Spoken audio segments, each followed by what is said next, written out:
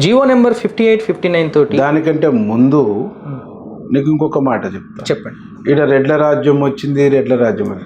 తెలంగాణ సాయుధ పోరాటంలో నైజాం నవాబుకు వ్యతిరేకంగా జరిగినటువంటి ఒక బ్రహ్మాండమైనటువంటి యుద్ధంలో నాయకత్వం ఇచ్చింది రెడ్లే కదా. అవును. రావి నారాయణ రెడ్డి కానీ, అవును, ఆ తర్వాత భీమిరెడ్డి నరసింహారెడ్డి కానీ, మల్లు స్వరాజ్యం కానీ, అనేక మంది రెడ్లు నాయకత్వం వహించారు కదా. అవును. అంటే నాయకత్వం వహించటానికి, రాజకీయ చైతన్యంతో ప్రజలకు సర్వీస్ చేయడానికి రావడానికి పుట్టుక కొలమానికం కాదు, పెరిగిన పెంపకం అనేటువంటిది కొలమానికం. అంటే మిగిలిన కమ్యూనిటీలు నాయకత్వం చేయడానికి పనికిరావా?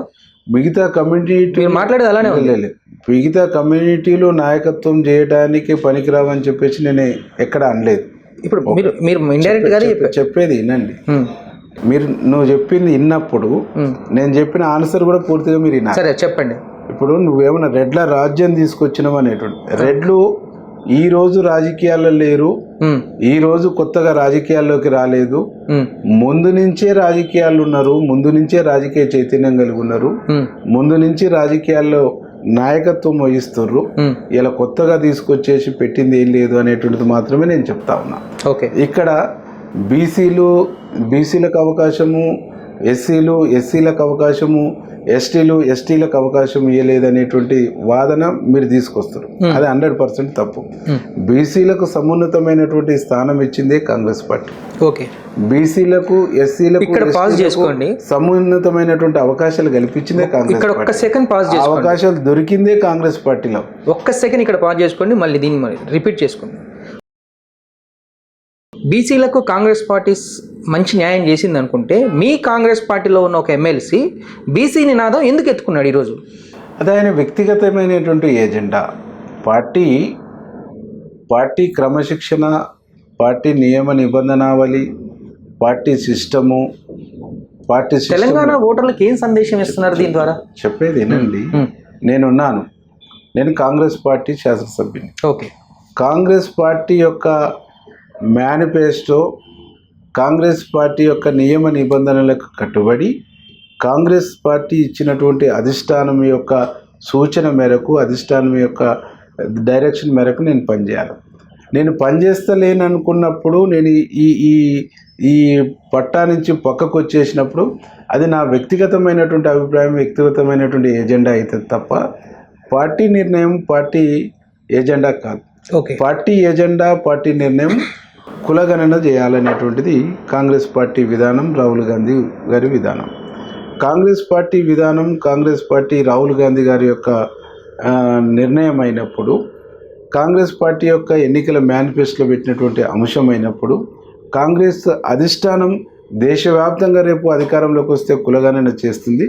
అది తెలంగాణ ఒక రోల్ మోడల్ కావాలని రాహుల్ గాంధీ, మా అధిష్టానం మల్లికార్జున ఖర్గే గారు, మా సోనియా గాంధీ గారు వీళ్ళందరూ కోరుకున్నప్పుడు, వీళ్ళందరూ నిర్ణయం అయినప్పుడు, ఆ నిర్ణయానికి అనుగుణంగా ఇక్కడ ఉన్న పిసిసి, ఇక్కడ ఉన్నటువంటి ముఖ్యమంత్రి, ప్రభుత్వము ఈ పారదర్శకంగా ఈ కులగణన చేస్తున్నప్పుడు దాన్ని వ్యక్తిగతంగా బయటకు పోయేసి వేరే మాట్లాడటం అనేటువంటిది అది పార్టీ యొక్క సిస్టానికి భిన్నంగా పోయినట్టయితే తప్ప, వితిన్ ద పార్టీ సిస్టంలో, వితిన్ ద పార్టీ వేదికలలో, వితిన్ ద సంబంధించినటువంటి డయాస్లలో మాట్లాడుకోవాల్సినటువంటి వ్యక్తులు బయట మాట్లాడినప్పుడు వాళ్ళ వ్యక్తిగతమైనటువంటి అభిప్రాయం అయితే తప్ప పార్టీ అభిప్రాయం కాదు.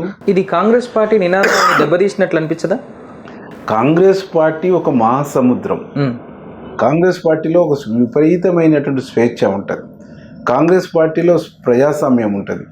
కాంగ్రెస్ పార్టీలో ఏ వ్యక్తి అయినా తనకు నచ్చినటువంటి అభిప్రాయాన్ని, ఏ వ్యక్తి అయినా తన మనసులోకి వచ్చినటువంటి ఆలోచనని ఎక్కడైనా ఏడనైనా పంచుకునే, చర్చించుకునే, మాట్లాడుకునేటువంటి ఒక స్వేచ్ఛ కాంగ్రెస్ పార్టీలో ఉంటుంది. అదే కాంగ్రెస్ పార్టీ యొక్క గొప్పతనం. ఆ చర్చ, ఆ మాటలు, ఆ వాదన పార్టీకో, ప్రభుత్వానికో, ప్రజలకో నష్టం చేకూరుతున్నాయి, రాంగ్ సంకేతం పంపుతుంది అన్నప్పుడు సంబంధించిన అధిష్టానం దాని మీద ఎట్లాంటి చర్యలు తీసుకోవాలి, ఎట్లాంటి స్టెప్స్ వేయాలనేటువంటి పార్టీ ఆలోచిస్తుంది. పార్టీ ఆలోచించిన దానికి, పార్టీ వాళ్ళ నుంచి కోరినటువంటి వివరణ, వాళ్ళు ఇచ్చినటువంటి వివరణను పార్టీ సంతృప్తి పడుతుందా, పార్టీ దాన్ని విభేదిస్తుందా, దాని మీద పార్టీ ఎలాంటి చర్యలు తీసుకుంటుంది అనేటువంటిది వితిన్ ద పార్టీ సిస్టంలో ఉంటుంది.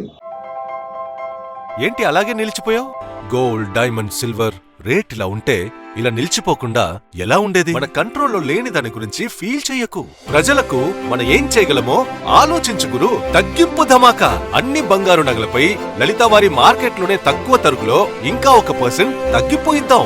ఓకే, వజ్రాభరణాలకు క్యారెట్కు 5000 రూపీస్ తగ్గింపు ఇద్దాం. నన్ను మర్చిపోయారే, వెండిలో కూడా తగ్గింపు ఇద్దాం. తగ్గింపు ధమాకా.